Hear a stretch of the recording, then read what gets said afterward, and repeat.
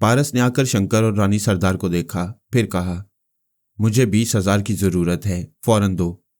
वो फरहाद का बेटा था, कोई इनकार की जुर्रत नहीं कर सकता था, ना ही उस पर किसी किस्म का शुबा कर सकता था। रानी सरदार ने डैशबोर्ड के खाने को खोला। वहां 50,000 रुपये रखे हुए थे। उसने 20,000 निकालकर उसकी तरफ बढ़ाते हुए कहा, और रकम भी है, चाहो तो ले जाओ, ये काफी है। वो वहां से चलता हुआ जीप में आया, फिर नोटों की गड्डी पांडे की तरफ बढ़ाते हुए बोला, गिन लो, पूरे 20,000 हैं।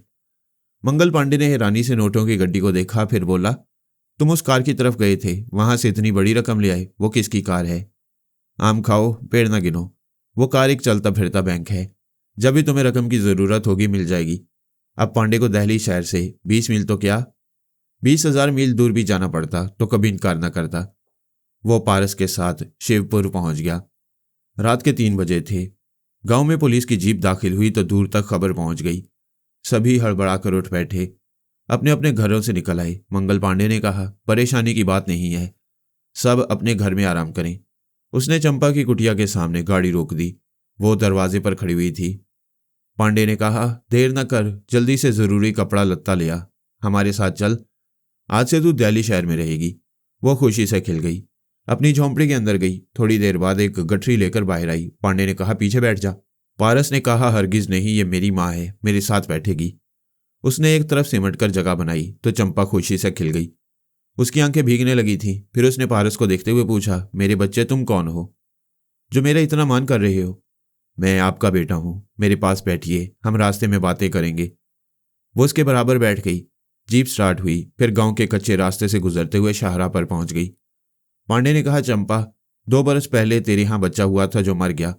अब तू शहर में किसी से भी कह सकती है कि 5 बरस पहले एक बेटे की मां बनी थी, और वो बेटा तेरे पास बैठा हुआ है। उसने चंपा को पारस के मुत्तल्लिक तमाम तफसीलात बता दी। जब उसे मालूम हुआ कि फरहाद का बेटा उसे मां कह रहा है तो उसने सीने से लगाकर भींच लिया। उसके सर को सहलाकर पेशानी को चूमते हुए बोली, मैं कितने नसीबों वाली हूं, तुम मेरे बेटे बन रहे हो। तुम्हारे लिए मुझे 1000 बार झूठ बोलना पड़े तो झूठ बोलकर तुम्हारी मां बनने में फख्र महसूस करूंगी। एक मां अपनी तमाम दवाएं सिर्फ अपनी औलाद के लिए बचा कर रखती है। मैं वो तमाम दवाएं तुम्हारे लिए खर्च कर दूंगी। मेरे बेटे, मैं एक गरीब मां हूं, मेरे पास सिर्फ दवाओं का खजाना है। पांडे ने कहा, तुम अपनी ममता रहने दो, मुझे जरूरी बातें करने दो। पारस ने कहा, है मेरे बनास्पति बाप, मैं अपनी किसी भी मां को बनास्पति नहीं कह सकता। मां क्या होती है ये तुम्हारे जैसे लोग समझ नहीं सकते। जब मैंने इन्हें मां कह दिया तो समझ लो ये दुनिया की सबसे मोहतरम हस्ती बन गई हैं। अगर तुम इनसे बदतमीजी करोगे या किसी पहलू से तौहीन करोगे तो जिंदा नहीं रह सकोगे। चंपा ने पारस के मुंह पर हाथ रखकर कहा, नहीं बेटे, ये मेरे स्वामी हैं, मेरे भगवान हैं, इनसे ऐसी बातें ना करो। पारस ने अपने मुंह पर से हाथ उठाते हुए कहा, भगवान? अगर भगवान की तरह रहे तो दुनिया से भगवान कहेगी, वरना शैतान कहेगी। लिहाजा आप अपने शौहर की मोहब्बत और वफादारी में अपनी तौहीन बर्दाश्त न करें। अगर करेंगी तो एक बेटा नहीं करेगा। उसकी आंखें खुशी से छलक पड़ी थीं।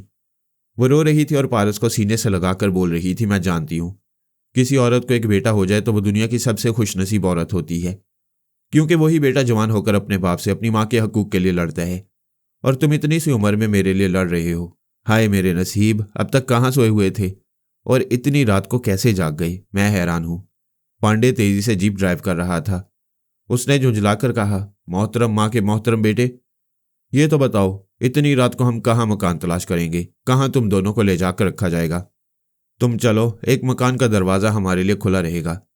जरूर खुला होगा। जो लड़का मिनटों में 20,000 लाकर मुझे दे सकता है वो किसी के भी घर के दरवाजे तो क्या, तिजोरी के दरवाजे भी खोल सकता है। ऐ बरखौरदार, तुम कब तक बेटे बनकर रहोगे और बाप बनकर हुकूमत करते रहोगे?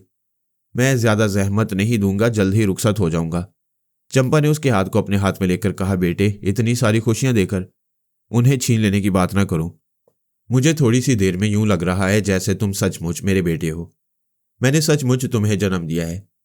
मोहब्बत सच्ची हो तो हर बात सच्ची लगती है। मैं आपसे सचमुच मोहब्बत करता हूं, लेकिन हर माँ अपने बेटे की भलाई के लिए उसे मुल्क से दूर भेज देती है ताकि वो सही सलामत रहे, अच्छी तालीम हासिल करे, अच्छा नाम पैदा करे। क्या आप ये नहीं चाहती? ऐसी बात है तो इनकार नहीं करूंगी, दिल पर पत्थर रख लूंगी। पारस पांडे को गाइड करता रहा। फिर वो गाड़ी उस कोठी के सामने पहुंची जो रानी सरदार और शंकर की मलकियत थी। वो दोनों अपने तमाम आदमियों समेत पारस का ताक़ुब कर रहे थे। अपनी ही कोठी के सामने पहुंचते देखकर पहले तो हैरान हुए, फिर शंकर जल्दी से उतरकर उसकी तरफ आया। उससे पहले ही पारस जीप से उतरकर बोला, तुम्हारी कोठी के साथ जो नेक्सी है वो हमें किराए पर चाहिए। बोलो कितना एडवांस चाहते हो? शंकर ने हैरानी से कहा, छोटे मालिक, ये आप क्या फरमाते हैं? ये सब कुछ आपका है, हम आपके हैं। मैं जज्बाती नहीं, कारोबारी बातें कर रहा हूं। उस जीप में बैठे हुए ऑफिसर के पास 20,000 रुपये हैं, उसे 15,000 ले लो, यह नेक्सी के सिलसिले में एडवांस रकम होगी, बाकी किराया भी अदा हो जाएगा। मालिक, ये आप क्या करते फिर रही हैं? हमारी समझ में नहीं आ रहा है। एक बात याद रखो, मैं तुम्हारा मालिक नहीं हूं। मेरा नाम पारस नहीं बल्कि जय किशन है। मैं चंपा भाई और मंगल पांडे का बेटा हूं। मालिक, अब जो कहेंगे हम उसे इनकार नहीं करेंगे। फिर वही मालिक, सॉरी, अब जय किशन कहूंगा। और अभी आपके लिए अनेक्सी का दरवाज़ा खुलवाता हूं। जरा सी देर में कोठी का मेन गेट खुल गया, उसके बाद अनेक्सी का दरवाज़ा भी खुल गया। पांडे हैरान था, कभी पारस को और कभी शंकर वगैरह को देखता था। शंकर ने पारस के हुक्म के मुताबिक पुलिस अफसर से 15,000 रुपये लिए।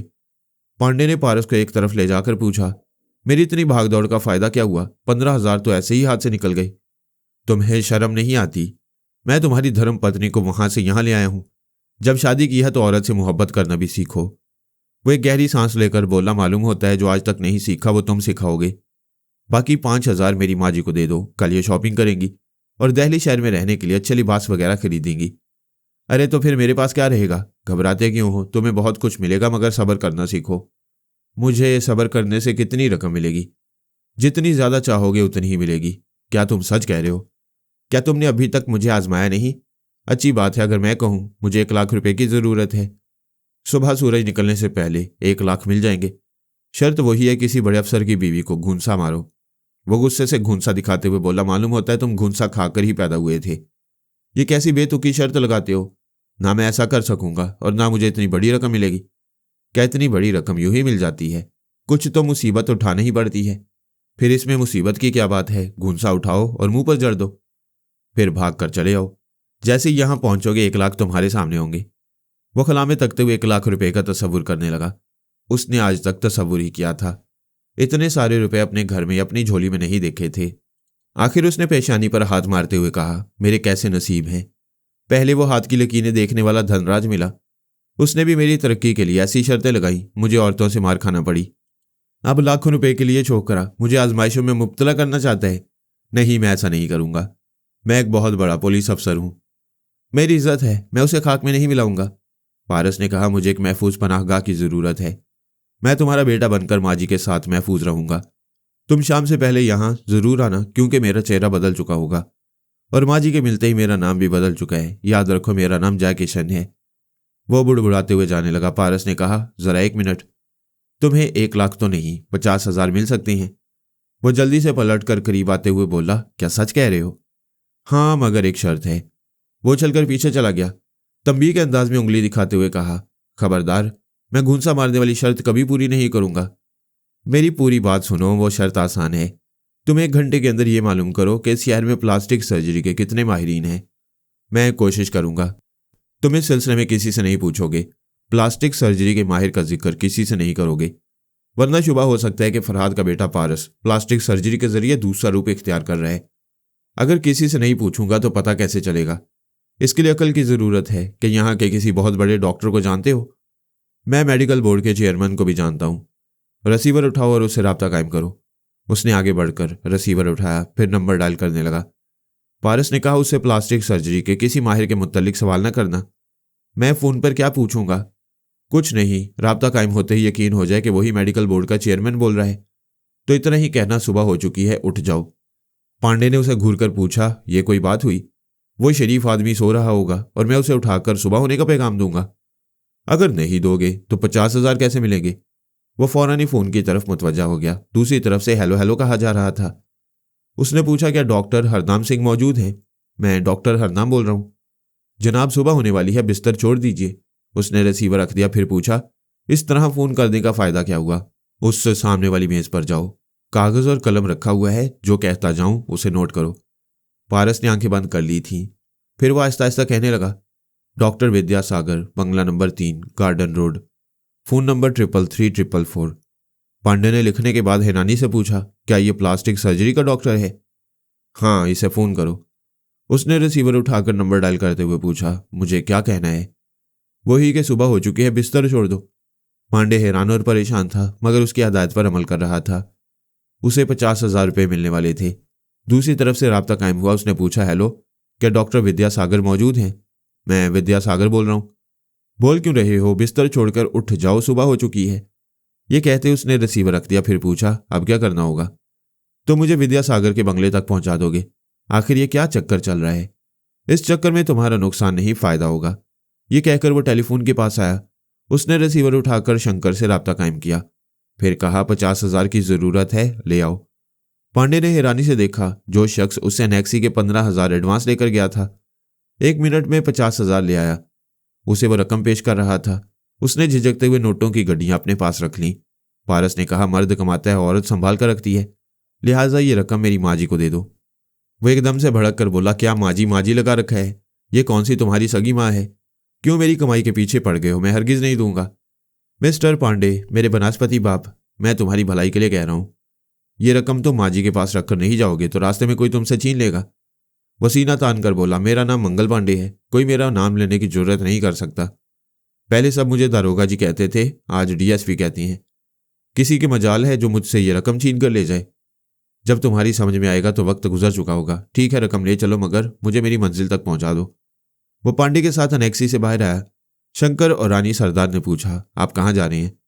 उसने चलते चलते रुककर उन्हें देखा। फिर पूछा, क्या तुम्हारे यहाँ किराएदार को यह बताकर जाना पड़ता है कि वो किस वक्त कहाँ जा रहे हैं? प्लीज अपने काम से काम रखो। वो बाहर आकर पांडे के साथ उसकी जीप में बैठ गया। शंकर और रानी सरदार भी दौड़ते हुए अपनी कार में आकर बैठ गए। उनके पीछे मोटरसाइकिलों पर दूसरे साथी सवार थे। पारस ने ऐसा चक्कर डाला था कि वो सब आधी रात से उसके पीछे भागते फिर रहे थे। ऐसे ही वक्त मैंने शंकर से राब्ता कायम किया। उसने कहा, जनाब, हमारी समझ में नहीं आता, छोटे मालिक आधी रात से क्या करते फिर रहे हैं? इस वक्त भी कहाँ जा रहे हैं मैं यकीन से नहीं कह सकता। इस पर मैंने कहा था कि वो सिर्फ ताकुब करता रहे और पारस पर नजर रखे, मैं वहां तक पहुंच जाऊंगा। वो लोग उसका ताकुब करते हुए डॉक्टर विद्यासागर के बंगले तक पहुंच गई। थोड़ी देर बाद मैं भी वहां पहुंच गया। पारस तन्हा बंगले के अंदर जा चुका था और मंगल पांडे वहां से रुखसत हो गया। यानी अब तन्हा पारस ही डॉक्टर विद्यासागर से निपटने वाला था। मगर मामलात क्या थे ये अभी तक मेरी समझ में नहीं आए। मैंने जो कुछ पारस और मंगल पांडे के मुतल्लिक बयान किया है ये मुझे बाद में मालूम हुआ। मैंने शंकर और रानी सरदार वगैरह से कहा वो जाकर आराम करें, मैं यहां मौजूद रहूंगा। वो मेरे इतने वफादार थे कि तन्हा छोड़कर जा नहीं सकते थे। आखिर 2 आदमी जिद करके मेरे पास रह गए। मैंने दोनों को उस बंगले के पिछले हिस्से की तरफ भेज दिया ताकि दोनों तरफ निगरानी होती रहे। निगरानी का अमल बड़ा तवील रहा। मैंने जिंदगी में कभी एक जगह बैठकर इतना वक्त ज़ाया नहीं किया। ये मेरे अपने बेटे का मामला था, लिहाजा वहीं जमकर बैठ गया। दिन निकल आया था। सुबह के 8 बज गए थे। मैंने ख्याल ख्वानी की परवाज़ की। फिर सोनिया को मुखातिब करते ही पारस दोम का जिक्र छेड़ना चाहा। उसने कहा, फरहाद, ठीक 9 बजे तुम पारस दोम से दिमागी राब्ता कायम कर सकोगे? फिलहाल मुझे मुखातिब न करो, प्लीज़ मेरी बात का बुरा ना मानना, मैं बहुत मसरूफ़ हूँ। मैंने राब्ता ख़त्म कर दिया। ठीक 9 बजे ख्याल ख्वानी की परवाज़ करते हुए पारस के दिमाग में पहुंचा तो जगह मिल गई। अब उसका दिमाग मुकफ्फल नहीं था। पहले मैंने चुपचाप रहकर मालूमात हासिल की। वो पिछली रात किस तरह अपनी कैद से निजात हासिल करने के बाद कहाँ कहाँ घूमता फिरता रहा और इस चक्करबाजी का क्या मकसद रहा। मालूमात हासिल करने के दौरान मुझे डॉक्टर विद्यासागर की आवाज़ सुनाई दी। वो पारस के सर पर हाथ फेरते हुए कह रहा था, hello my son, how do you feel? तुम कैसे हो? उसने आंखें खोलकर डॉक्टर को देखा, फिर मुस्कुरा कर कहा, आई एम ऑल राइट, आपने मेरा काम किया है। It's very nice of you. मैं विद्यासागर के दिमाग में पहुंच गया ताकि वक्त ज़रूरत वो मेरे काम आ सके। ऐसे ही वक्त मैंने शीबा की आवाज़ सुनी। वो डॉक्टर से कह रही थी, मिस्टर सागर, मैं आपको डॉक्टर नहीं मिस्टर कह रही हूँ, क्योंकि पहले आपको समझने में गलती की। अपने बच्चे की सलामती की खातिर आपके बच्चे को नुकसान पहुंचाने की धमकी दी ताकि मेरे पारस की प्लास्टिक सर्जरी कर सकें। फिर मैंने आपके दिमाग में रहकर रफ्ता रफ्ता बहुत सी मालूमात हासिल की। आप बहुत ही अच्छे इंसान साबित हुए हैं। मैं अपनी पिछली हरकतों के सिलसिले में मुआफ़ी चाहती हूँ। वो मुस्कुराते हुए बोला, कोई बात नहीं, आप मादाम रसवंती हो सकती हैं क्योंकि इस बच्चे को पारस कह रही हैं। आप कुछ भी समझ लें, मैं आपकी एहसानमंद हूँ। मैं दुआ करती हूँ कि इसी तरह मैं भी आपके काम हूँ। डॉक्टर ने हंसते हुए कहा, यानी ये दुआ बद्दुआ भी है? तुम चाहती हो मुझ पर कोई मुसीबत नाजिल हो और तुम मेरे काम आकर एहसान का बोझ उतार सको? भाई, मुझे ऐसी एहसानमंदी नहीं चाहिए। इस बात पर वो भी उसके साथ हंसने लगी। उसने कहा, मादाम, मैं देशभक्त हूँ, अपने मुल्क के खिलाफ कोई काम नहीं करता, जबकि पारस मेरे मुल्क की ज़रूरत है। आप ये भी तो सोचें कि ये एक माँ का बेटा है, बाप का चहेता है और ना जाने कितनी आंखों का तारा है। इस बच्चे ने तुम्हारी हुकूमत का कुछ नहीं बिगाड़ा। यह हुकूमत फरहाद और रसवंती को, इस मासूम के जरिए ब्लैकमेल करके अपना उल्लू सीधा करना चाहती है। क्या ये मुनासिब बात है? ये मुनासिब नहीं है, इसीलिए मैंने तुम्हारा काम कर दिया, वरना यकीन करो मैं अपने देश की खातिर बच्चों को भी कुर्बान कर सकता हूँ। बहरहाल तुम्हारा ये राज किसी पर जाहिर नहीं होगा। किसी को यह मालूम नहीं होगा कि मैंने प्लास्टिक सर्जरी के जरिए पारस के चेहरे में जरा सी तब्दीली की है। मेरे जी में आया कि मैं शीबा को मुखातिब करूं, मगर मैंने अपने आप पर जबर किया। वो अपनी अना के मसले में उलझी हुई थी। खुद को सोनिया रसवंती, आला बीबी और पौमी की सतह पर साबित करना चाहती थी। मेरा फर्ज था कि मैं उस दिन का इंतजार करता। यूं देखा जाए तो वो अपनी सलाहियतों को और मुझे से वाबस्ता तमाम मोहब्बतों को साबित कर रही थी। मेरे दोनों पारस के काम आ रही थी। बैक वक्त दोनों का ख्याल रख रही थी। कभी पारस अव्वल की तरफ ध्यान देती होगी, कभी पारस दोम की फिक्र में मुब्तला रहती होगी। बेशक इस सिलसिले में सोनिया उसकी रहनुमाई कर रही थी, लेकिन सिर्फ रहनुमाई से काम नहीं चलता। अगर रहनुमा के बताए हुए रास्ते पर दूसरे चलना ना चाहें या चलने की सलाहियत ना हो तो रहनुमाई की आवाज़ ढोल का पोल साबित होती है। ये शीबा का अज़म था, उसकी लगन थी, उसकी सलाहियतें थीं। जैसा सोनिया कहती थी वो ठीक उसी तरह कामयाबी से अमल करती। मैं मंगल पांडे के दिमाग में पहुंच गया। वो उसी तरह वर्दी में था। अब सोने का मौका नहीं था। पारस ने उसे पहले ही समझा दिया था 50,000 रुपये माँ जी को दे दिए जाएं, वरना वापसी में कोई उसे लूट लेगा। और उसने बड़े फख्र से कहा था पांडे को आज तक लूटने वाला पैदा नहीं हुआ। नतीजा ये हुआ कि वापसी में उसके 50,000 रुपये गायब हो गए। किस तरह गायब हुए उसे पता भी ना चल सका। यकीनन ये शीबा की शरारत होगी। वो 50,000 रुपये वापस शंकर के पास पहुंच गए। मैंने उसे मुखातिब किया, मंगल पांडे। वो एकदम से सर उठाकर खला में तकने लगा। मैंने कहा, किसी किस्म की बदहवासी का मुजाहरा न करना, वरना दूसरों को शुबा होगा कि मैं फरहाद अली तैमूर बोल रहा हूं। उसने दोनों हाथों से अपने सर को खुजाते हुए कहा, अरे मेरे दिमाग में ख्वामखा फरहाद का ख्याल क्यों आ रहा है? ये मेरा दिमाग क्या सोच रहा है? तुम्हारा दिमाग अब फरहाद के अंदाज में ही सोचेगा, लिहाजा कोई हमाकत न करना, चुपचाप मेरी बात सुनो। तुम्हारे 50,000 रुपये गायब हो गए। तुमने मेरे बेटे की नहीं मानी, जिसका नतीजा तुम्हारे सामने आया। वो 50,000 रुपये अभी तुम्हें मिल सकती हैं। उसने खुश होकर कहा, वो कैसे? यहाँ से उठो और म्यूनसिपल कॉरपोरेशन के हेड ऑफिस में जाओ, जिस शोबे में बच्चों का पैदाइशी सर्टिफिकेट तैयार होता है। वहाँ के जिम्मेदार अफसर से बात करो, मेरे बेटे का पैदाइशी सर्टिफिकेट जय किशन के नाम से बनवाओ। मैं इस सिलसिले में ख्याल ख्वानी के जरिए तुम्हारी मदद करता रहूंगा। कम ऑन, हरी अप, मेरे पास ज़्यादा वक्त नहीं। वो अपनी जगह से उठ गया, तेजी से चलता हुआ बाहर आया और अपनी जीप में बैठता हुआ बोला, वो 50,000 मुझे कब मिलेंगे, कहाँ मिलेंगे? इससे पहले कि जय किशन के नाम से बर्थ सर्टिफिकेट तैयार हो, वो रकम तुम्हारी जेब तक पहुंच जाएगी। वो तेजी से ड्राइव करता हुआ म्यूनसिपल कॉरपोरेशन के हेड ऑफिस की तरफ जा रहा था। मैंने शंकर को मुखातिब किया। उसने फौरन ही सलाम करते हुए पूछा, क्या हुक्म है मालिक? क्या तुमने मंगल पांडे से 50,000 वसूल किए हैं? जी हाँ, मेरे दिमाग में ये बात आई थी, मैंने समझा कि आपने हुक्म दिया है। कोई बात नहीं, ये 50,000 पांडे को वापस देने के लिए म्यूनसिपल कॉरपोरेशन के हेड ऑफिस पहुंचो। डॉक्टर विद्यासागर ने पारस को 10 बजे तक आराम से लेटे रहने के लिए कहा। इधर 10 बजे तक पारस का पैदाइशी सर्टिफिकेट तैयार हो चुका था। इस सर्टिफिकेट के मुताबिक पारस ने आज से 5 बरस पहले चंपाबाई के वतन से जन्म लिया। उसका बाप मंगल पांडे था, जिसने चंपाबाई से एक मंदिर में पुजारी के सामने ब्याह किया। मंगल पांडे ने 2-4 दिनों में काफ़ी शोहरत हासिल कर ली थी। उसके हुक्म पर ऐसा पुराना सर्टिफिकेट तैयार किया जा सकता था। मैं ख्याल ख्वानी के जरिए भी ऐसा कर रहा था। इस सर्टिफिकेट के जरिए यह बात साबित हो गई थी कि पारस जय किशन है और वह मंगल पांडे जैसे एक जिम्मेदार अफसर का बेटा है। मैं पारस के पास पहुंचा। वो उठकर बैठ गया था। आईना देखते हुए कह रहा था, डॉक्टर साहब, मैं खुद को नहीं पहचान सकता। दुनिया वाले मुझे क्या पहचान सकेंगे? कानून के हाथ मुझ तक कभी नहीं पहुंच सकेंगे। I am very much thankful to you. वो बिस्तर से उठकर खड़ा हो गया। डॉक्टर ने मुसाफिर के लिए हाथ बढ़ाते हुए कहा, एक वादा करो, मुझे यकीन दिलाओ कि तुम्हारे माँ बाप मेरे मुल्क के खिलाफ कोई काम नहीं करेंगे। मैं वादा करता हूँ, यहाँ से चुपचाप निकल जाना चाहता हूँ। इसके बाद आपके मुल्क से मेरा और मेरे माँ बाप का कोई ताल्लुक नहीं रहेगा। मैं डॉक्टर विद्यासागर के बंगले से थोड़े फासले पर सड़क के किनारे एक स्नैक बार के सामने रुका हुआ था। कॉफ़ी का एक कप मंगवाकर धीरे धीरे चुस्कियाँ ले रहा था।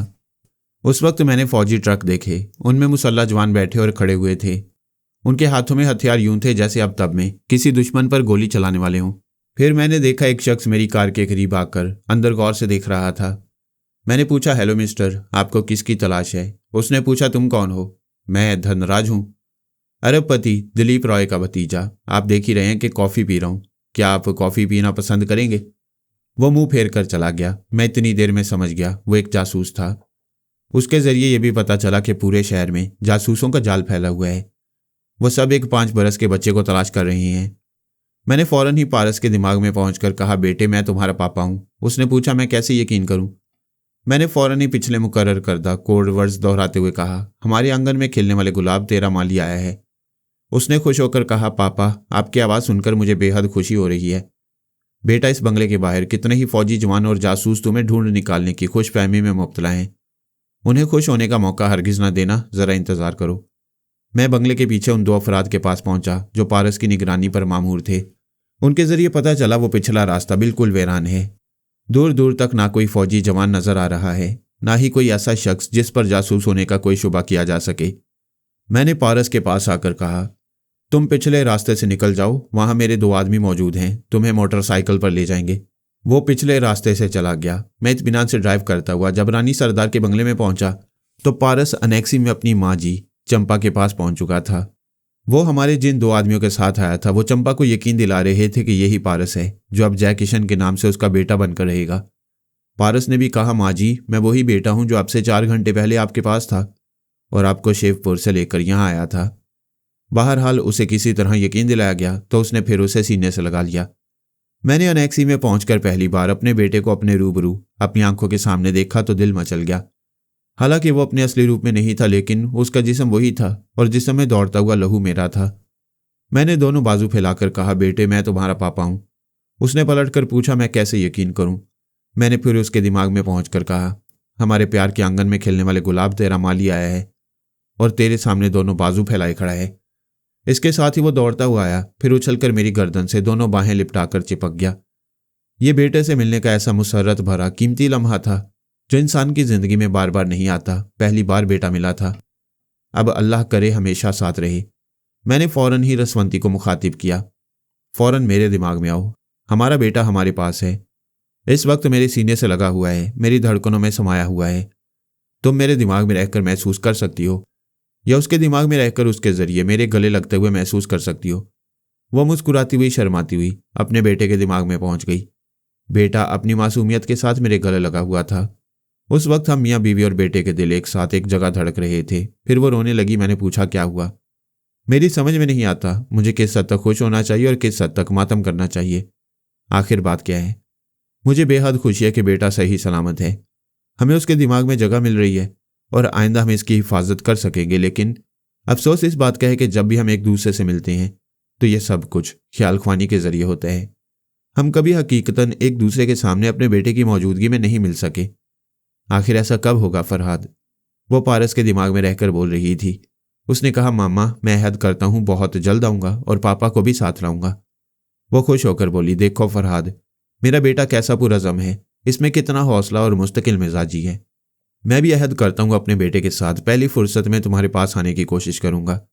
हम यहाँ के हालात से निमट लें, फिर शायद हमारे सामने रास्ता सीधा और साफ हो और वो रास्ता हमें तुम्हारे पास पहुंचा दे।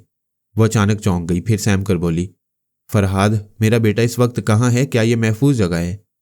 ये जगह इतनी महफूज है कि कानून की आंखें कभी इसे शुबे की निगाह से नहीं देख सकेंगी। मैंने उसके इत्मीनान के लिए तमाम तफसीलात बताई, किस तरह हमारे बेटे ने एक पुलिस ऑफिसर के घर में पनाह ली है, उसकी बीवी को अपनी मां बनाया और मैंने एक बर्थ सर्टिफिकेट जय किशन के नाम से हासिल किया है।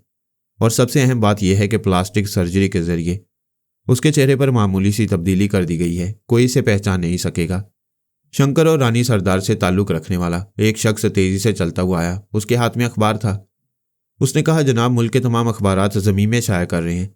रेडियो से बार बार ऐलान किया जा रहा है कि चंद नागुज़ीर वजूहात की बिना पर 10 बरस तक के बच्चों को बैरूनी ममालिक के सफ़र की इजाज़त नहीं दी जाएगी। इन कम सिन बच्चों पर सफ़र की पाबंदी गैर मुइन्ना मुद्दत तक रहेगी। रसवंती ने यह सुनकर कहा, साफ जाहिर है हमारे बेटे के सिलसिले में ऐसी पाबंदियां आयद की गई हैं ताकि हम उसे किसी भी रूप में यहाँ से ना ले जा सकें। आज से एयरपोर्ट और बंदरगाहों पर सख्त पाबंदी होगी। 3 बरस से लेकर 10 बरस तक के बच्चे इस मुल्क से बाहर नहीं जा सकेंगे। उन्हें एयरपोर्ट और बंदरगाहों तक भी जाने की इजाज़त नहीं मिलेगी। वो परेशान होकर बोली, अब क्या होगा? तुम बहुत जल्द परेशान हो जाती हो। इन हालात में परेशान और खौफजदा होने वाला कभी दानिशमंदी से कोई माकूल रास्ता तलाश नहीं कर सकता। मैं सोनी और आला बीबी नहीं हूं। तुम बताओ क्या होगा? कुछ नहीं होगा, पारस जहां भी है महफूज है। कुछ अरसा यहां आराम से रह सकते हैं, कोई इस पर शुबा नहीं करेगा। तुम इसकी फिक्र ना करो, हम दोनों इसके साथ लगे रहेंगे। भला किसकी मजाल है कि वो हमारे बेटे की तरफ आंख उठाकर भी देख सके। जब मैंने रसवंती के सामने बड़ी बड़ी बातें की, उसे अच्छी तरह यकीन दिलाया, तो वो मुतमईन हो गई। ऐसे ही वक्त शीबा की आवाज़ सुनाई दी। वो रसवंती से कह रही थी, इनसे कहो सोनिया से राब्ता कायम करें। मैंने पारस को चंपा के हवाले किया, फिर शंकर और रानी सरदार की कोठी में आकर एक कमरे में आराम से बैठकर सोनिया के पास पहुंच गया। फिर कहा, तुम मुझे अपने दिमाग में आने से रोक रही थी, बहुत मसरूफ थी, मुझसे इल्तजा कर रही थी कि डिस्टर्ब ना करो, अब क्यों बुला रही हो? वो एक सर्द आह भर कर बोली, क्या करूं, तुम्हारे बगैर करार नहीं आता। तुम्हारी याद आती है तो नींद नहीं आती, भूख नहीं लगती, मैं दीवानी हो गई हूं। अभी पागलों की तरह चीख रही थी, फरहाद मेरे फरहाद मेरे फरहाद। बस यही चीखो पुकार सुनकर शीबा ने मेरी दीवानगी की तुम्हें खबर पहुंचा दी। बकवास करती रहोगी या काम की बात भी करोगी? तुम काम के आदमी कब थे, मेरे पास आते ही इल्ज़ाम देने लगे। मैं जानता हूं तुम खास वजूहात की बिना पर मुझसे दूर रहती हो, फिर इल्ज़ाम क्यों दे रहे थे? तुम पर इल्ज़ाम में बेवफाई नहीं है, लिहाजा काम की बात करो। मैं और शीबा पारस अव्वल के साथ मसरूफ हैं, रसवंती और आला बीबी पारस दोम को संभाल लेंगी। तुम अपना वक्त क्यों बर्बाद कर रहे हो? हमारा असल दुश्मन शारपर है, उसके पास पहुंचने की कोशिश करो। शारपर ने खुद को गुमनामी के फौलादी किले में बंद कर रखा है, टेलीपैथी की लहरें वहां तक पहुंच नहीं सकती। इस कमबख्त के असल लबो लहजे को किसी ने नहीं सुना। ऐसा लगता है जैसे कोई सुन भी नहीं सकेगा। वो इस मामले में बहुत मोहतात है। वो बोली, अजल से अब तक कोई इंसान मोहतात जिंदगी नहीं गुजार सका, उससे कहीं ना कहीं चूक हो जाती है, बेएहतियाती इंसान की फितरत में है। तुम मुझे कोई ऐसा बड़ा इंसान बता दो जिसने हर एतबार से मोहतात जिंदगी गुजारी हो। जब तुम सबूत के तौर पर किसी बड़े शख्स का नाम पेश करोगे तो मेरा एक ही सवाल होगा कि वो मोहतात था तो मौत ने उसे कैसे दबोच लिया। मैंने इस मौजू पर सोनिया से बहस नहीं की। मैंने सोनिया से पूछा, क्या तुमने इस सिलसिले में कुछ किया है या कर सकती हो? मैं शीबा से कहती हूँ वो ख्याल ख्वानी के जरिए इसराइली अफसरान तक पहुंचती रहे। तुम्हें याद होगा शारपर ने इसराइली अफसरान से राब्ता कायम करने के लिए वहां के एक सीनियर अफसर कैरी हाम को अपना जरिया बनाया था। वो उसके दिमाग में अब भी पहुंचता है, उसके जरिए अपनी बात दूसरे अफसरान तक पहुंचाता है। हार्पर ऐसे ही एक जूनियर अफसर थॉमसन को जरिया बनाए हुए था, लेकिन वो इस दुनिया में नहीं रहा। क्या तुम कैरी हाम के दिमाग में वक्तन फवक्तन पहुंचकर शारपर के खिलाफ कोई काम की बात नहीं मालूम कर सकते? कर सकता हूं, मगर 2 अदद पारस में उलझा रहता हूं। क्या जरूरत है, हम दोनों को संभाल लेंगे, तुम दुश्मन की खबर लो। मेरे तरीक़ेकार में जो खामी है उसे तस्लीम करता हूं, और वो ये कि मैं कभी कभी अपने मरकज से हट जाता हूं। मुझे याद रखना चाहिए कि हमारा सबसे बड़ा और बज़ाहिर नाकाबिले तस्खीर दुश्मन शारपर है। हम मास्कमैन सुपर पावर और दूसरी खतरनाक तंजीमों से किसी न किसी तरह निमट सकती हैं। जिस दुश्मन तक हम पहुंच नहीं पाते उनसे कैसे निपटा जा सकता है, और शारपर ऐसा ही दुश्मन है। उसने अपने आप को फौलादी किले में बंद कर रखा था। हम ख्याल ख्वानी की लहर बनकर हवा के दोष पर उस किले की दीवारों से गुजर नहीं सकते थे। सोनिया ने कहा, शारपर बहुत गहरा है, लेकिन इतनी गहराई के बावजूद किताब की तरह एक एक वर्क करके बेनकाब हो रहा है। सबसे पहली बात तो यह कि वो किसी का दोस्त नहीं, किसी का रिश्तेदार नहीं। उसने दिलो जान से चाहने वाले भाइयों और बहनों की भी परवाह नहीं की। उसने बहन की गर्दन काटी और उसे उस कब्र में पहुंचा दिया जिसमें एक भाई ने मशीन के अहम हिस्से को छुपा कर रखा था। वो हिस्सा भी गायब हो गया। मैंने तायद में सर हिलाकर कहा, वो बहुत शातिर है। उसने अपनी बहन रोजाना और भाई हार्पर को यही तासुर दिया कि उनके दिमागों में नहीं पहुंच सकता। दरपर्दा उन सब के लहजों से वाकिफ था। चुपचाप अपनी बहनों और भाइयों के दिमागों में पहुंचकर उनके छुपे हुए राज मालूम करता रहता था। हो सकता है उसने ट्रांसफार्मर मशीन का कोई हिस्सा अपनी बहन और भाई के हवाले ना किया हो। सोनिया ने कहा, उसने सचमुच मशीन के 3 हिस्से किए थे। अपनी बहन रोजाना और भाई हार्पर को एक एक हिस्सा दिया था। यह इस तरह साबित होता है कि जब हम रोजाना के खुफिया कमरे में उसकी दोहरी छत तक पहुंचने की कोशिश कर रहे थे तो उससे पहले ही शारपर ने वहां से वो हिस्सा गायब कर दिया और उसे सुल्तान पाशा के पास पहुंचा दिया। यह उसकी बदनसीबी है कि वो हमारे हाथ लग गया, लेकिन हार्पर के पास जो हिस्सा था वो उसे उड़ा ले गया। उसकी चालें समझ में आ रही हैं। सिर्फ उसकी चालों को समझने से कुछ नहीं होगा, उसकी कमजोरियों को भी समझना चाहिए। आखिर वो इंसान है, फरिश्ता नहीं है। उसकी कोई ना कोई कमजोरी यकीनी होगी।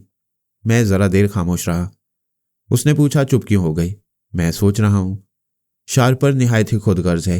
वो आहिस्ता आहिस्ता बहन और भाइयों को रास्ते से हटा रहा है ताकि उसकी कोई कमजोरी ना रह जाए।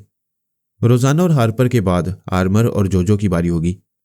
आज मैंने इसलिए शारपर को बहस का मौजू बनाया है। मैं चाहती हूं तुम आर्मर को ट्रैप करो, उसे मास्कमैन की कैद से निकालकर किसी खुफिया जगह पहुंच जाओ, उस पर तनवीमी अमल करके दिमाग की गहराइयों में छुपी हुई बातें मालूम करो। हो सकता है हमें शारपर के मुतल्लिक कोई अहम बात मालूम हो जाए। इब्तदा में ये तमाम बहन भाई टेलीपैथी जानने वाले दुश्मनों की हैसियत से सामने आए थे। तब मैंने आर्मर को ट्रैप किया था। उसके दिमाग की गहराइयों तक उसे टटोलते रहने की कोशिश की थी, लेकिन कोई काम की बात मालूम ना हो सकी। ये भी तो सोचो जिस तरह हम अपने साथियों के दिमागों को मुकफ्फल कर देते हैं। हो सकता है शार्पर ने तनवीमी अमल के जरिए जोजो और आर्मर के दिमाग को बिल्कुल ही लॉक कर दिया हो, लेकिन कितने अरसे तक ऐसा कर सकता है? तनवीमी अमल का असर एक खास मुद्दत तक रहता है, उसके बाद ज़ाइल होने लगता है। मैं कहती हूँ तुम आर्मर को अपनी कोशिशों का मरकज़ बना लो। हमारे तजुर्बात शाहिद हैं कि मायूस कुन नाकामियों के बाद भी अचानक कामयाबी हासिल हो जाती है। मैं बातों के दौरान सोनिया के मौजूदा माहौल को देख रहा था। फिर यकबारगी चौंक कर बोला, अरे तुम तो किसी जेल खाने में हो।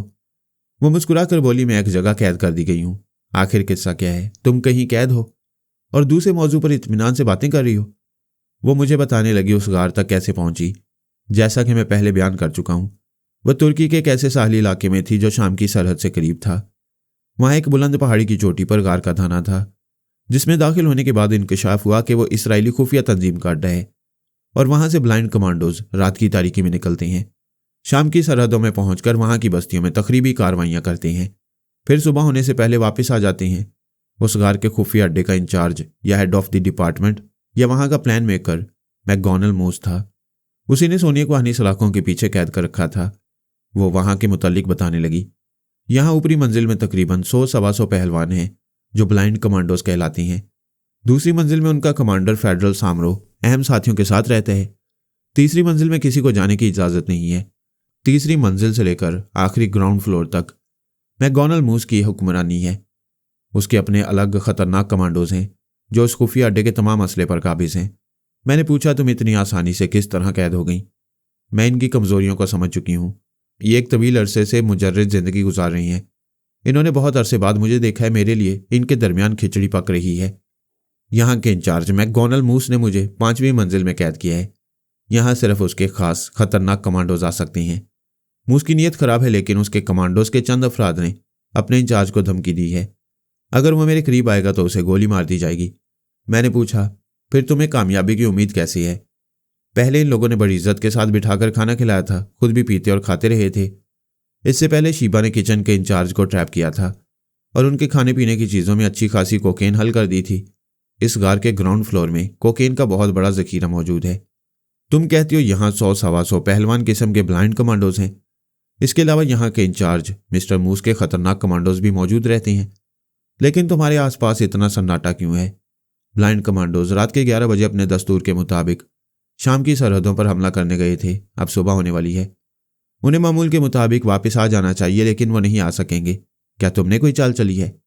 हाँ, ये ब्लाइंड कमांडोज अमूमन बहरी रास्तों से शाम की सरहद तक जाते थे। कल से कुछ तब्दीलियां हुई हैं। इनके कमांडर फेडरल सामरो ने इसराइली हुकाम से हेलीकॉप्टर्स का मुतालबा किया था, जिसके नतीजे में पिछली रात 2 बजे 6 हेलीकॉप्टर्स पहुंचे थे। 11 बजे कमांडोज के 40 जवान बहरी रास्ते से गए। उनमें कई ऐसे थे जिनके दिमागों में शीबा पहुंच चुकी थी। वो जिन कश्तियों में गए थे उन कश्तियों में शीबा ने अपने आलाकारों के जरिए टाइम बम रखवा दिए थे। पता नहीं उनका क्या अंजाम हुआ होगा। शीबा बहुत देर से दिल्ली में पारस डोम के साथ मसरूफ रही है, मुझसे रब्ता कायम नहीं किया है। और जो लोग हेलीकॉप्टर्स के जरिए शाम की सरहद की तरफ गए थे उनका क्या बना? ज़ाहिर है वहां भी शीबा के आलाकार मौजूद थे। वो एक एक पायलट के दिमाग में पहुंचकर तमाम हेलीकॉप्टरों को यके बाद दीगरे तबाह करती रही। अब क्या पोजीशन है? मूस के खतरनाक कमांडोज में से 4 अफराद पूरी तरह होशावास में हैं। बाकी कोकेन के असर से या तो बेहोश हो गई हैं या ख़त्म हो चुकी हैं। उसी वक्त एक शख्स की आवाज़ सुनाई दी। वह हनी सलाखों के पास आकर पूछ रहा था, क्या तुम रात भर जागती रही? सोनिया की सोच ने बताया वो वहां का इंचार्ज मैकडॉनल्ड मूस है। मैं उसके दिमाग में पहुंच गया, अगरचे वो सांस रोक सकता था, लेकिन पिछली रात उसके हलक से भी कोकेन उतर गई थी। जब तमाम कमांडोज रात को हमला करने गए तो शीबा ने उसे ट्रैप करके अच्छी खासी शराब पिला दी थी, जिसका असर अब तक था। उसके बाल बिखरे हुए थे, आंखें सुर्ख हो रही थी और वह सलाखों को थामकर आस्तगी से कह रहा था, सोनिया मेरी जान, मैं तुम्हारे लिए रात भर सो नहीं सका। मैं क्या करूं?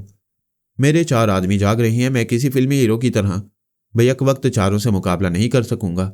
मुनासिब वक्त का इंतजार कर रहा हूं। सोनिया ने उसके हाथ को थामकर बड़े जज्बाती अंदाज में कहा, मैं भी तुम्हारे इंतजार में रात भर सो ना सकी, तुम्हारे बगैर तड़प रही हूं। सोनिया की मक्कारी देखकर मुझे शरारत सूझी। मैंने उसके पास आकर कहा, मुझे अफसोस है मैं तुम्हारे दिमाग में नहीं रह सकता। मेरा दिमागी तौर पर हाजिर रहना बहुत ज़रूरी है। कोई बात नहीं, मैं इससे निमट लूंगी। मैं मूस के दिमाग में जमकर बैठ गया। अब वो नहीं था, मैं बन गया था। उसके दिमाग में सिर्फ मेरी सोचें, मेरे इरादे, मेरे अज़ाइम और मेरे हौसले थे। मैंने सोनिया के हाथ को थामकर बड़े जज्बाती अंदाज में कहा, मेरी जान, जब तुमने फरहाद को छोड़कर मुझे अपना लिया है तो मैं इन चारों से लड़ पड़ूंगा। उन सबको खत्म कर दूंगा या खुद मर जाऊंगा, तुम्हारे लिए मर जाऊंगा। ऐसे वक्त तो सोनिया ने यकीनन दिल ही दिल में कहा होगा, जा कमबख्त, जल्दी मर जा। अभी मैं उसके ख्यालात नहीं पढ़ सकता था। उसने जुबान से कहा, माय डियर मूस, तुम मेरी खातिर जुबान की बाजी लगा रहे हो? अगर वापस ना आ सके तो मैं इन्हीं सोचों के पीछे रह जाऊंगी। कम से कम ताले की चाबी तो देते जाओ। मैंने जेब में हाथ डाला, फिर चुपके से चाबी निकालकर उसकी तरफ बढ़ा दी। जैसे ही सोनिया ने चाबी ली, दूर खड़े हुए एक मुसल्ला जवान ने ललकारते हुए कहा, मिस्टर मूस, खबरदार चाबी ना देना वरना गोली मार दूंगा। चाबी सोनिया के हाथ लग चुकी थी। वो यकबारगी छलांग लगाते हुए दीवार की आड़ में चली गई। मैंने मूस की हैसियत से कहा, अरे अरे, चाबी कहाँ ले जा रही हो? मुझे वापस करो, मैं कहता हूँ चाबी वापस करो। फिर मैंने सलाखों के पास से पलटकर मुसल्ला जवान से कहा, मेरा मुंह क्या देख रहे हो, जल्दी आओ, उसे वार्निंग दो, चाबी नहीं देगी तो गोली मार दी जाएगी। वो दौड़ता हुआ आहनी सलाखों के पास आ गया। सोनिया नजर नहीं आ रही थी। उसने सलाखों के दरमियान सर ले जाकर दूर तक देखने की कोशिश की ताकि दीवार की आड़ में नजर आ जाए। फिर उसने कहा, मैं पहली और आखिरी वार्निंग देता हूं, अगर तुमने। उसकी बात अधूरी रह गई। मैंने गर्दन पर एक घूंसा रसीद किया। उसके हाथ से स्टेन गन छूटने लगी। वह गन आधी सलाखों के अंदर थी और आधी बाहर। सोनिया ने दीवार की आड़ से हाथ बढ़ाकर उसे अपनी तरफ खींच लिया। मेरा घूंसा पड़ने के बाद वो तिलमिला गया था। पलटना चाहता था, लेकिन मैंने दोनों हाथों से दो तरफ आहनी सलाखों को मजबूती से थाम लिया। उसे अपने और सलाखों के दरमियान दबोच रखा था ताकि वो निकल ना सके। इस तरह सोनिया ने कारतूस की पेटी भी छीन ली। उसी वक्त किसी दूसरे के ललकारने की आवाज़ सुनाई दी। मैंने फौरन ही अपने शिकार को छोड़ दिया, फिर पलटकर उधर देखा। खतरनाक कमांडोज के दो और जवान नजर आए। वह पूरी तरह मुसल्ला थे। अगर उनके पास हथियार न होते तब भी उन्होंने खाली हाथ खतरनाक दावपेच के साथ लड़ने की ट्रेनिंग हासिल की थी। हथियार हो या ना हो, कमांडोज हर हाल में अपनी जंग जारी रखते हैं और आखिरी सांस तक अपनी शिकस्त तस्लीम नहीं करते। आने वालों में से एक ने मुझे मूस समझकर मुखातिब किया, मिस्टर मूस, दुनिया के अजीम तरीन और खतरनाक जंगजू सिपा सालार भी हथियार रखते हुए औरत से मार खा गए। अगर तुम सोनिया के सामने झुक रहे हो तो हमारे लिए यह हैरानी की बात नहीं है, अलबत्ता अफसोस की बात है। जिसे हम बरसों से लीडर मानते रहे, उसे अपने हाथों से गोली मारने का वक्त आ गया है। मैंने कहा, गोली मारने में देर नहीं लगेगी, लेकिन उससे पहले एक हकीकत सुन लो जिसे तस्लीम नहीं करोगे। पिछली रात तुम लोगों के खाने में कोकेन मिलाई गई थी। तुम भी किसी हद तक नशे में थे और सांस नहीं रोक सकते थे। अब जरा गौर करो, फरहाद ने तुम्हारे दिमागों में पहुंचकर क्या कुछ मालूम किया होगा। एक ने कहा, हमें इसकी परवाह नहीं। क्या तुम मुझे गोली मारने के बाद सोनिया को यूं ही छोड़ दोगे? तुम्हारा यह सवाल फजूल है। तुम अपनी हकीकत छुपा रहे हो। मैं जानता हूं मेरे बाद तुम चार रह जाओगे और तुम चारों आपस में लड़ोगे। अजल से यही होता है। हम जर, जन और जमीन के लिए लड़ते आए हैं। मुझे मारने के बाद तुम अपने साथियों को हलाक करना चाहोगे, तुम्हारे साथी तुम्हें खत्म करना चाहेंगे। अंजामकार हम में से सिर्फ एक जिंदा रह जाएगा। वो मेरी बातें गौर से सुन रहे थे। मैंने पूछा, क्या यह दानिशमंदी होगी कि एक जिंदा रहे और वह सोनिया के हाथों मारा जाए? नहीं, हम पांचों को जिंदा रहना चाहिए। मेरी बात खत्म होते ही अचानक फायरिंग हुई। मैंने समझा शायद सामने वाले दोनों मुसल्ला जवान गोली चला रहे हैं। मैं फौरन उछलकर दूसरी तरफ चला गया। स्टेन गन का एक ब्रस्ट मुकम्मल हुआ था, फिर खामोशी छा गई। मेरे सामने जो दो मुसल्ला जवान आए थे वो गोलियों की जद में आकर औंधे मुंह फर्श पर गिर पड़े थे और हमेशा के लिए ठंडे हो गए थे। फिर सोनिया की आवाज़ सुनाई दी, अब 5 नहीं 3 रह गए हैं। जिस शख्स को मैंने सलाखों के दरमियान दबोचा था वो मुझसे कुछ फासले पर था। पता चला वो भी सोनिया का दीवाना है। आखिर क्यों ना होता? साल में एक बार ईद का चांद नजर आता है। उन्हें तो एक औरत 5 बरस के बाद नजर आई थी, दीवानगी क्यों ना होती। उसने अखबारगी खुले हुए चाकू से मुझ पर हमला करते हुए कहा, 3 नहीं 2 रहेंगे और आखिरकार सिर्फ मैं रह जाऊंगा। मैंने उसके हमले को रोक लिया। हम दोनों ही तकरीबन निहत्ते थे। उसके पास सिर्फ एक चाकू था। कमांडोज के बाकी बच रहने वाले 4 अफराद ने अपने लीडर मूस को हुक्म दिया था कि वो निहत्ता रहेगा ताकि किसी वक्त सोनिया की तरफ जाना चाहे तो उसे गोली मार दी जाए। चूंकि उसे निहत्ता रखा गया था, लिहाजा मैं भी उसके अंदर रहकर खाली हाथ था और उस चाकू वाले से मुकाबला कर रहा था। तरह तरह से पैंतरे बदलकर उसे डॉज दे रहा था। सोनिया सलाखों के पीछे दीवार की आड़ से देख रही थी। वो चाहती तो हम में से किसी पर गोली चला सकती थी, लेकिन अपने आशिक मूस को जिंदा रखना चाहती थी। मैं उसकी चालाकियों को समझता था। जब तक वहां का आखिरी आदमी भी मारा न जाता वो अपने दीवाने को मरने नहीं देगी। वो चाकू वाले पर भी फायर नहीं कर रही थी। लड़ने के दौरान हमारी पोजीशन बदल जाती थी, गोली मुझे भी लग सकती थी। बहरहाल हम जिंदगी और मौत के दरमियान लड़ रहे थे। वो अगरचे तनहा था मगर बहुत ही खतरनाक फाइटर था। कमांडोज अफराद अपनी जात में मौत की तरह होते हैं। जिस पर झपट पड़ते हैं उसकी जिंदगी की जमानत कोई नहीं दे सकता। मूस अगरचे खुद अच्छा फाइटर था, लेकिन वो अपने आप में नहीं था। उसके अंदर मैं समाया हुआ था और मैं अपने तजुर्बात की बुनियाद पर लड़ते हुए यह तस्लीम कर रहा था कि दुनिया बहुत वसी और ईज है। हमने नगर नगर घूमते रहने और भांत भांत के दुश्मनों से मुकाबला करते रहने के बावजूद अभी दुनिया पूरी तरह नहीं देखी है। पता नहीं कैसी कैसी सलाहियतों वाले कैसे कैसे खतरनाक लोग हमारी दुनिया में मौजूद हैं, जिनसे साहब का पड़ता है तो सिर्फ खुदा याद आता है वो चाकू वाला गजब का फाइटर था, मेरे होश उड़ा रहा था और मैं अपने बचाव की फिक्र में था। अगर उसका चाकू लग जाता तो मूस का जिस्म हमेशा के लिए मुर्दा हो जाता। मेरा कुछ ना बिगड़ता, लेकिन मेरी अनाक को ठेस पहुंचती। आखिर मुकाबला तो मैं कर रहा था। जब मैं मुसलसल अपना बचाव करने लगा तो वो खुश फहमी में मुब्तला हो गया। उसे यकीन हो गया कि मैं सिर्फ बचाव करता रहूंगा, उस पर हमला नहीं कर सकूंगा। यही वो मार खा गया। मैंने बचाव करते रहने के दौरान अचानक उसके पेट में कोहनी मारी। वो दोहरा हुआ तो मैंने उसके मुंह पर एक हाथ रसीद किया। वो सीधा हुआ तो मैंने चाकू वाला हाथ थामकर जूडो का दाव इस्तेमाल किया, जिसके नतीजे में चाकू एक तरफ गया और वो दूसरी तरफ। मैंने आगे बढ़कर चाकू उठा लिया। अब वो निहत्था था, सहमा हुआ सा चाकू को देख रहा था। मैंने उस चाकू को सलाखों के दरमियान सोनिया की तरफ फेंक दिया, फिर कहा, तुम समझते थे मैं सिर्फ अपना बचाव करता रहूंगा, जवाबी हमला करना नहीं आता। आओ अब मैं तुम्हें बताता हूं। फिर मैं उसे बताने लगा, एक एक दाव पेच से समझाने लगा। दुनिया बहुत बड़ी है। जितना वो सीख चुका है उसके बाद भी सीखने के लिए बहुत कुछ रह गया है, बशर्ते कि वो दुनिया में रह जाए। मैं आखिर पाकिस्तानी हूं, पाकिस्तानी पहलवानों के दाव पेच से अच्छी तरह वाकिफ हूं। उसी वक्त सोनिया ने स्टेन गन का एक बरस्ट मारा और उसे हमेशा के लिए खत्म कर दिया। मुझे अफसोस हुआ। मैं उसे खाली हाथों से खत्म करना चाहता था, लेकिन सोनिया का मजाज कुछ और ही था। उसने मेरी तरफ चाबी और चाकू फेंकते हुए कहा, मोहतात रहो और ताला खोलो। देखो वो आखिरी शख्स अचानक हमला न कर बैठे। चाबी और चाकू मेरे कदमों के पास पड़े हुए थे। मैंने मोहतात नजरों से चारों तरफ देखा, कोई नजर नहीं आ रहा था।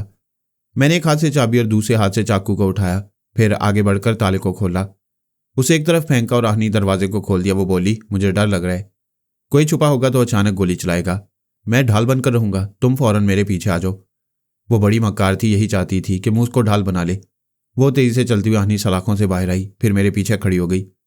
वहां से आसपास दूर तक देखने लगी, कोई नजर नहीं आ रहा था। उसने मेरे कान के पास सरगोशी की, यहां से ऊपरी मंजिल की तरफ चलो, हम गार से बाहर निकलेंगे। हम मोहतात अंदाज में आगे बढ़ते हुए 5वीं मंजिल से ऊपर चढ़ते हुए 4थी मंजिल पर आए। वहां भी सन्नाटा था। इस पहाड़ी के ऊपरी हिस्से तक यानी गार के धाने तक पहुंचने के लिए लिफ्ट या सीढ़ियां नहीं थी। नशेबी रास्ता था जो ऊपर की तरफ भी ले जाता था। हम दौड़ते हुए 3री मंजिल पर पहुंचे। मैं सोनिया के आगे आगे था। उसने अब तक मुझे ढाल बना रखा था। फिर वो बोली, जरा रुक जाओ, खतरा महसूस हो रहा है। वो चौथा और आखिरी शख्स कहाँ है? पहले उसे तलाश करना चाहिए, वरना वो कहीं से भी अचानक फायरिंग करके हमें हलाक कर सकते हैं। वो दुरुस्त कह रही थी। हम दोनों पत्थर की आड़ में बैठ गए। अगर टेलीपैथी के जरिए कोई रास्ता निकलता तो हम उस आखिरी शख्स तक पहुंच सकते थे, लेकिन वो मेरे लिए अजनबी था। मैंने कभी उसकी आवाज नहीं सुनी थी। सोनिया खामोश बैठी, कान लगाए, हल्की सी आहट को भी सुनने की कोशिश कर रही थी। फिर उसके साथ साथ मैंने भी महसूस किया जैसे हल्की हल्की सी आवाज सुनाई दे रही है, कोई कुछ कह रहा है। हमने एक दूसरे को सवालिया नजरों से देखा। फिर उसने पूछा, मिस्टर मूस, क्या इस 3री मंजिल में और कोई मौजूद रहता है?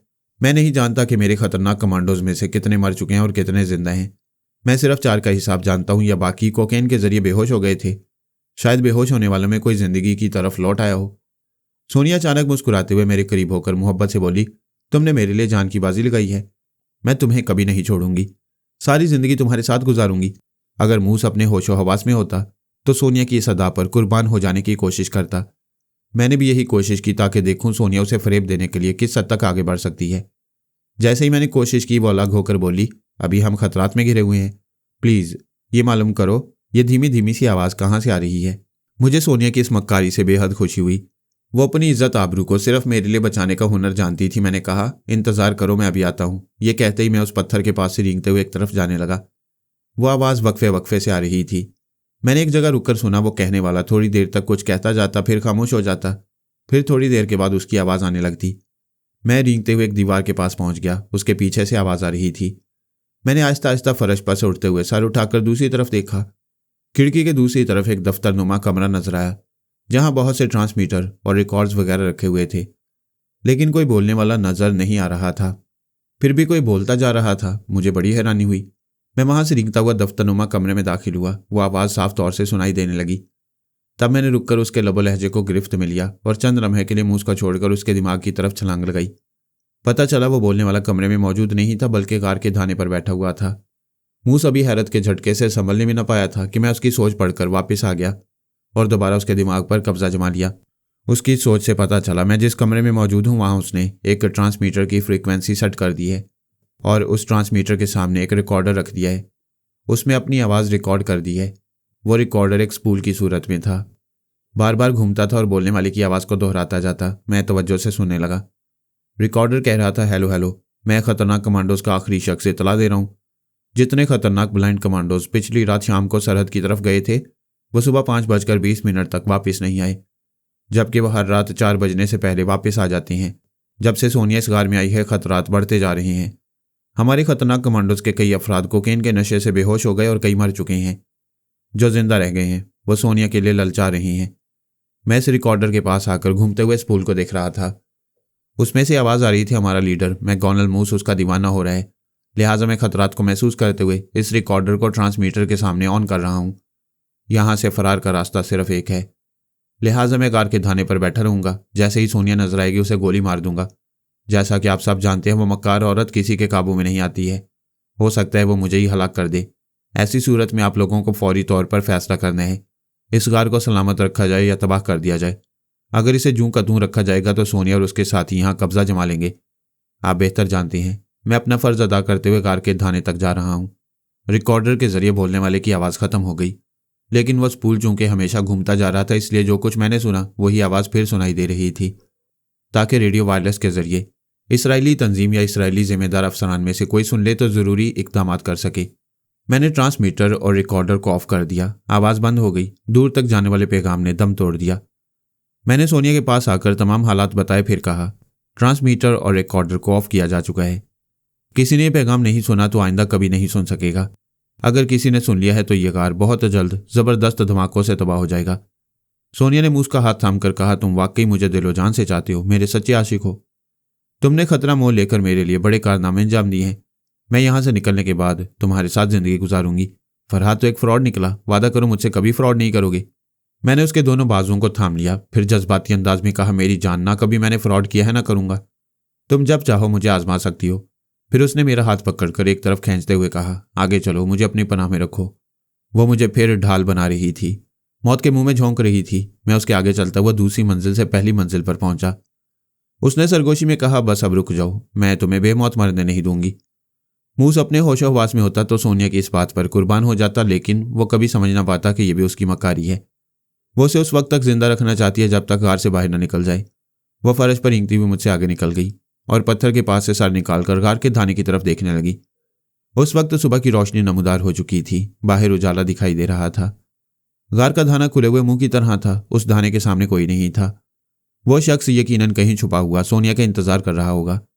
वो रींगती हुई मेरे पास आई, फिर सरगोशी में बोली, इंतजार करो, मैं आ रही हूँ। वह वापस दौड़ती हुई दूसरी और तीसरी मंजिल की तरफ जाने लगी। मुझे यकीन था वो कोई चाल चलने वाली है, मगर उससे गलती भी हो सकती है। मुझे उसे रोकना चाहिए था, लेकिन कैसे रोकता। मैं तो मूस के दिमाग पर कब्जा जमाए हुए था। उसे छोड़कर सोनिया के पास जाता तो वो कोई गड़बड़ कर सकता था। मैंने सोचा वो वापस आएगी तो खुद ही पता चलेगा कि क्या करती फिर रही है। थोड़ी देर बाद आई तो उसके हाथ में एक कैसेट रिकॉर्डर था। मैंने पूछा, ये क्या है? वो सरगोशी में बोली, चुपचाप देखते रहो। वह फर्श पर रींगते हुए कैसेट रिकॉर्डर के साथ आगे निकल गई। उस पत्थर के पास पहुंची जिसकी आड़ से कार का धाना नजर आ रहा था। फिर उसने रिकॉर्डर को ऑन करते हुए उसे फर्श पर दूर धकेल दिया। वह रिकॉर्डर फर्श पर फिसलता हुआ सोनिया की आवाज में चीख रहा था, मैं सोनिया हूं, मैं हूं सोनिया, सोनिया। इस ललकार के साथ ही अचानक वो आखिरी शख्स कार के धाने पर नमूदार हुआ। उसने स्टेन गन से आवाज के सिमत फायरिंग शुरू कर दी। इधर सोनिया ने पत्थर की आड़ से अपनी स्टेन गन को इस्तेमाल किया। तड़ तड़ तड़ की आवाज गार की महदूद फिजा में गूंजने लगी। इसके साथ ही उस शख्स की आखिरी चीखें सुनाई दी।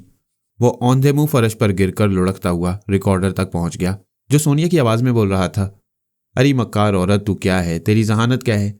लोग क्यों तेरा नाम सुनते ही कांप जाते हैं?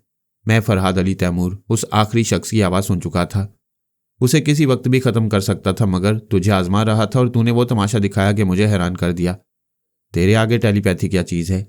तू खुदा की अता की हुई इंसानी जहानत की वो मिसाल है जिसके आगे टेलीपैथी और काले जादू जैसे अलूम अपना समूह लेकर रह जाती हैं।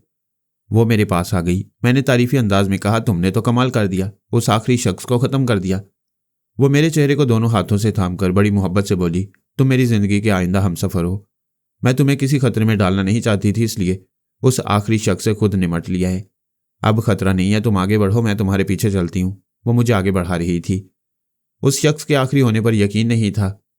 वो सोच रही थी कोई और भी हो सकता है, किसी फरेब में नहीं आना चाहिए। अगर ये फरेब हुआ तो मेरे आगे जाने वाला मारा जाएगा, और आगे जाने वाला मैं था। मैं आगे बढ़ता हुआ गार के धाने तक आ गया। वो मेरे पीछे थी, चारों तरफ मोहतात नज़रों से देखती जा रही थी। धाने पर पहुंचकर उसे इत्मीनान हुआ। वो बोली, तेजी से उतरते हुए नीचे चलो, यहाँ किसी वक्त भी धमाके हो सकती हैं। ये पहाड़ी तबाह होने वाली है। हमने दौड़ लगाई, एक दूसरे के आगे पीछे दौड़ते हुए उस पहाड़ी के दामन में पहुंचे, फिर वहां से दूर होते चले गए। तकरीबन 200 गज के फासले पर पहुंचने के बाद अचानक धमाका सुनाई दिया। हम औंधे मुंह रेत पर गिर पड़े। फिर जरा सर घुमाकर देखा, उस पहाड़ी के निचले हिस्से के कुछ पत्थर फिजा में उड़ रहे थे। यानी धमाका निचले हिस्से से शुरू हुआ, शायद अभी और धमाके होने वाले थे।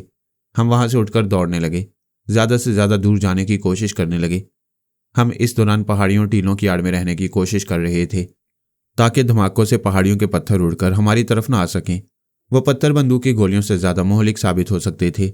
दूसरी बार फिर धमाका हुआ, हम फिर औंधे मुंह गिर पड़े। कोई शदीद झटका लगे या धमाका सुनाई दे तो दिमाग काबू में नहीं रहता।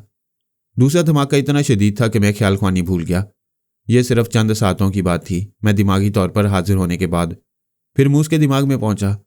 खुदा को यही मंजूर था कि थोड़ी देर के लिए सही मूस के दिमाग से चला जाऊं, क्योंकि दोबारा आया तो मुझे वहां शार्पर की आवाज़ सुनाई दे रही थी। वो कह रहा था, मिस्टर मूस, परेशान होने की ज़रूरत नहीं है। अब तक हार्पर तुमसे राब्ता कायम करता रहा। मैं दूसरे मामलात में मसरूफ़ था। मुझे अफसोस है मेरी मसरूफियात के बायस ये अहम अड्डा हमारे हाथों तबाह हो रहा है। बहरहाल मैं तुम्हें यहाँ से निकाल ले जाऊँगा।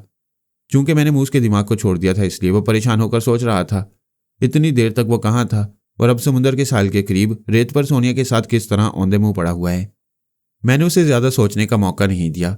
जब तक शार्पर कहता रहा, उस वक्त तक मैंने उसके दिमाग पर फिर कब्जा जमा लिया और उसकी हैसियत से कहा, क्या वाकई तुम हार्पर के भाई शार्पर हो? मुझे यकीन नहीं आ रहा। यकीन करना ज़रूरी नहीं है, मैं तुम्हें। कहने वाले की बात अधूरी रह गई। अचानक वो खांसने लगा, बल्कि खांसने लगी। मैं हैरानी से इस नस्वानी खांसी को सुन रहा था। एक नया इंकशाफ हो रहा था। वो खांसते हुए और हंसते हुए बोल रही थी, कमबख्त, खांसी ने काम बिगाड़ दिया। सबसे पहले यही सवाल पैदा हुआ, क्या एक और टेलीपैथी जानने वाली पैदा हो गई है? मगर कैसे? क्या ये इल्म एक मजाक बन गया है? क्या जो चाहे वही ख्याल ख्वानी कर सकता है? फिर बात समझ में आने लगी। जो कुछ समझ रहा था उसे पूरी तफसील के साथ समझने में वक्त ज़ाया नहीं करना चाहता था। फौरन ही ख्याल ख्वानी की छलांग लगाई और उस बोलने वाली के दिमाग में पहुंच गया। वो खांसी पर काबू पाने की कोशिश कर रही थी। एक रुमाल से आंखें पहुंच रही थी, नाक साफ करती जा रही थी। शायद जुकाम हो गया था। इस आर्जी तकलीफ ने हमारे लिए कुछ नए रास्ते खोल दिए थे शार्पर तक पहुंचने के लिए। वैसे ही शार्पर जैसे टेलीपैथी जानने वाले की बहुत ज़्यादा अहमियत नहीं थी। हमारी ज़िंदगी में बेशुमार दुश्मन आए। हर दुश्मन अपनी जगह अपना जवाब था और हमारे मुकाबले पर आकर हमें लाजवाब बना गया।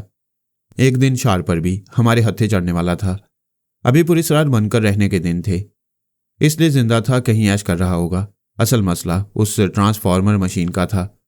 हमें फिक्र थी वो किसी और दुश्मन के हाथ ना लगे, वरना नई नई मुसीबतें पैदा होंगी। जैसा कि एक नई ख्याल ख्वानी करने वाली हमारे सामने आ रही थी। मैं यकीन से कह सकता हूँ वो ख्याल ख्वानी करने वाली उसी ट्रांसफॉर्मर मशीन की पैदावार रही होगी। शिकागो के मुकाबले हुस्न में अव्वल आने वाली मोरिना पिछले एक बरस से मिस अमेरिका कहला रही थी। अमेरिका और यूरोप के तमाम अखबारों और फैशन परस्त रसालों में उसकी लाखों तस्वीरें शाया हो चुकी थीं। एक ज़माना उसे ब्यूटी क्वीन मोरिना के नाम से जानता था। वह जहां से गुजरती थी दीवानों का हजूम लग जाता। यूं तो दुनिया के हर मुल्क और हर शहर में एक से बढ़कर एक हसीन दोशीज़ा मौजूद है। चूंकि वह कभी मुकाबले हुस्न में हिस्सा नहीं लेती, इसलिए पसे पर्दा रहती है। जो मंजरेआम पर आती है उसी का बोलबाला होता है। शमए खाना को कोई नहीं पूछता। जो शमा महफिल में रोशन होती है, परवाने उसी के गिर्द तवाफ करते हैं। उसके गिर्द तवाफ करने वाले परवानों का जब हाल था, कोई फूलों का दस्ता पेश करता कि शायद इसके इवज फूल छूने को मिल जाए। कोई हीरे जवाहरात का नजराना पेश करता और हीरे को एक पल के लिए तन्हाई में देखना चाहता। मशहूर मारूफ रसालों में उसकी एक एक तस्वीर 10-10 हज़ार डॉलर में फरोख्त होती थी और ये तस्वीर दीवानों को और ज़्यादा दीवाना बनाती थी। सोने पर सुहागा ये कि हसीन होने के साथ जिंदा दिल भी थी। किसी हंसने वाली बात पर दिल खोलकर कहके लगाती। कोई हंसने वाली बात ना हो तो खुद लतीफ़े सुनाकर दूसरों को हंसाती। ऐसी शौक हसीना पर भला किसका दिल नहीं आएगा। लोग उसकी एक एक अदा पर जान देते थे। वो कोई नादान अल्लड़ दोशीज़ा नहीं थी, बहुत ही तेज़ तरार थी। उंगली ज़रूर पकड़ने देती थी मगर कलाई तक पहुंचने का मौका नहीं देती थी। पिछले चंद दिनों से उसने महसूस किया कि एक शख्स उसके दिलो दिमाग पर छा रहा था। उसने बारहा उसे दिमाग से निकालना चाहा मगर वो बार बार सोच में चला आता। वो उसकी तरफ देखना नहीं चाहती थी मगर बेख्तियार देखने लगती थी। वो शार्पर था। कोई उसे शार्पर के नाम से या टेलीपैथी जानने वाले की हैसियत से नहीं जानता था। वो जॉर्ज कार्नील के नाम से पहचाना जाता। वो खानदानी रईस समझा जाता। शिकागो की ऊंची सोसाइटी में बहुत मगरूर कहलाता। किसी से सीधे मुंह बात नहीं करता था। लोग उसे आदम बेजार कहते थे। इस आदम बेजारी की वजह समझ में आती थी। वो खुद ही लोगों से कतराता था। ताकि आम लोगों के सामने ज्यादा बोलना न पड़े।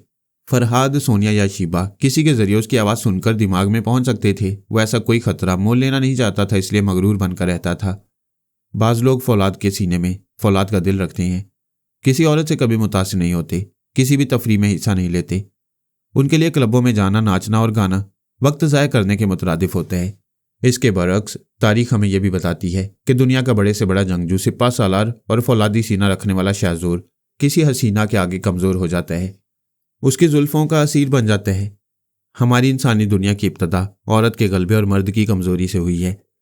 शायर पर उर्फ जॉर्ज कार्नील किसी औरत को नज़र भरकर देखना गवारा नहीं करता था, नज़र पड़ते ही नफरत से मुंह फेर लेता। लेकिन मोरिना के हुस्न और शबाब ने उसके दिल में अपने लिए सुरंग बना ली थी। उसे बड़ी बड़ी तकरीबात में शामिल होने के दावतनामे मौसूल होते, वो कभी तकरीब में शरीक नहीं होता था। एक दिन उसने एक बहुत ही खूबसूरत रसाले में मोरिना की बहुत ही खूबसूरत तस्वीरें देखीं। हर तस्वीर अपना जवाब आप थी। वो एक एक तस्वीर को देखने के बाद रसाले का वर्क उलटना भूल जाता। बाद में एहसास हुआ कि उसने मोरिना की सिर्फ 6 तस्वीरें पूरे 1 घंटे तक देखी हैं। उसे 1 घंटे के गुजरने का जरा भी एहसास नहीं हुआ और जिंदगी में पहली बार उसने यूं वक्त ज़ाया किया। उसका दिल धड़क धड़क कर कह रहा था कि उसने वक्त ज़ाया नहीं किया, बल्कि जिंदगी के खूबसूरत लम्हात गुजारी हैं। पहले उसने दिल की दीवानगी पर एतराज़ करने की कोशिश की। यह तस्लीम नहीं करना चाहता था कि एक हसीना सिर्फ अपनी तस्वीर के जरिए से तस्खीर कर सकती है। जब वो किसी नतीजे पर पहुंच ना सका तो उसने चुपके से उसकी आंखों में झांकना शुरू किया। फिर तस्वीर की आंखों में झांकते झांकते ख्याल ख्वानी की लहरें तस्वीर वाले के दिमाग तक पहुंच गईं। कोई किसी हसीना को दूर से देखकर तरसता है, करीब आने का मौका मिले तो बाहर ही बाहर से देखता है। ख्याल ख्वानी का कमाल यह है कि वो अंदर पहुंचा देती है। वो पहली बार एक हसीना के चोर ख्यालात पढ़ने लगा। वो एक बहुत ही खूबसूरत रोमानी नावल का मुतालिया करने लगा। वो एक माहिर साइंसदान था, खुश्क किताबें पढ़ता था। आज पता चला किसी दोशीज़ा के चोर ख्यालात जज्बाती नावल से कम नहीं होते। उन्हें पढ़ते पढ़ते आदमी आहें भरना सीख जाता है। वह मोरिना की खातिर पहली बार एक तकरीब में शरीक हुआ। अमेरिका के दूर अफ्तादा शहरों से, बल्कि जजीरों से बड़े बड़े दौलतमंद आए थे। सभी अपनी दौलत की चकाचौंध से मोरिना को मुतासिर करना चाहते थे और उसकी ये हालत थी कि तितली की तरह इधर से उधर उड़ती फिर रही थी। बात बात पर हंसती खिलखिलाती थी, हर एक से यूं घुल मिल जाती कि वो शख्स कुछ फहमी में मुब्तला हो जाता और जागती आंखों से सपने देखने लगता। शारपर से भी सामना हुआ, लेकिन वो अपने मजाज के मुताबिक संजीदा था। उसकी तरफ नहीं देख रहा था और देखने की जरूरत भी क्या थी। वो ख्याल ख्वानी की आंखों से सर से पांव तक उसका जायजा ले रहा था, उसके ख्यालात पढ़ रहा था। एक बार मोरिना ने उसकी तरफ देखा, फिर उसकी बेनियाजी देखकर अपने साथ खड़े हुए एक दौलतमंद से बोली, कुछ लोग अपनी जिंदगी को संजीदगी और फलसफों में घोलकर पी जाती हैं। ये नहीं सोचते कि जिंदगी दोबारा नहीं मिलेगी। ये नहीं समझते कि हुस्न और जवानी, गीत और संगीत, रंग और रूप, खुशबू और ख्वाब, इन सब के बगैर जिंदगी नामुकम्मल होती है। जो इनसे बेनियाज होते हैं वो अपनी जिंदगी के आप कातिल होते हैं। ऐसे लोगों पर सिर्फ अफसोस किया जा सकता है। Come on, let's enjoy. Orchestra नई धुन बजाने लगा। कितने ही जवान डांस फ्लोर पर आ गए।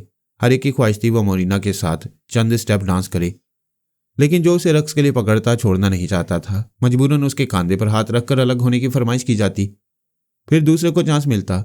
ऐसे ही वक्त मोरिना ने महसूस किया उसका दिल बार बार उस संजीदा अजनबी की तरफ खिंचा जा रहा है, जिसने उसकी तरफ देखना भी गवारा नहीं किया। वो थोड़ी देर तक अपने आप को समझाती रही, ये क्या हमाकत है, मैं भला इसे क्यों देखूं? आखिर इसमें ऐसी कौन सी बात है, वो मेरा आइडियल नहीं हो सकता। दिल को समझाने के बावजूद उसने अपने साथ डांस करने वाले के शाने से ऊपर देखा, इधर उधर निगाहें दौड़ाई। वो उसी जगह खड़ा हुआ नजर आया। वो बिल्कुल तन्हा था। उसके दिमाग में ख्याल पैदा हुआ, ए अजनबी तू कौन है, तेरी तन्हाई मुझे पुकार रही है। मोरिना परेशान हो गई। आज तक उसने किसी के मुतल्लिक इस अंदाज में नहीं सोचा था और ना ही ऐसे शायराना ख्यालात रखती थी। उसे अच्छी तरह मालूम था शायराना ख्यालात लड़कियों को कमज़ोर बना देती हैं। वह समझे बूझे बगैर बड़ी उजलत में किसी भी शख्स का इंतखाब कर लेती हैं, बाद में पछताती हैं। लिहाजा वो किसी को पसंद करने और ज़िंदगी को गुजारने के मामले में बहुत ही सोच समझकर कदम उठाना चाहती थी। उसे बार बार महसूस हो रहा था कि एहतियात के बावजूद वो बेएहतियाती में अजनबी की तरफ कदम बढ़ाना चाहती है। डांस फ्लोर पर अपने पार्टनर को छोड़कर बेख्तियार उसकी तरफ जाना चाहती है। उसने अपने पार्टनर से पूछा, वो शख्स कौन है जो फवारे के पास वाइट सूट में मलबूस खड़ा है? उसके पार्टनर ने सर घुमाकर देखा, फिर कहा, अरे वो तो बहुत ही मगरूर शख्स है, उसका नाम जॉर्ज कार्नील है। वो आदमी बेजार है। पार्टनर ने हंसते हुए कहा, आदमी बेजार भी और हवा बेजार भी। सुने अपने घर में भी किसी औरत को मुलाजमा नहीं रखता। हर दौलतमंद के पास एक हसीन प्राइवेट सेक्रेटरी होती है। ये किसी मर्द को भी प्राइवेट सेक्रेटरी के तौर पर नहीं रखता। मोरिना ने पूछा, कहाँ रहता है? क्या बात है डार्लिंग, तुम उसमें दिलचस्पी ले रही हो? उससे मेरा मुआवजा करके देखो, मैं लाख दर्जे बेहतर हूँ, हर पहलू से तुम्हारे काबिल हूँ। तुम गलत समझ रहे हो।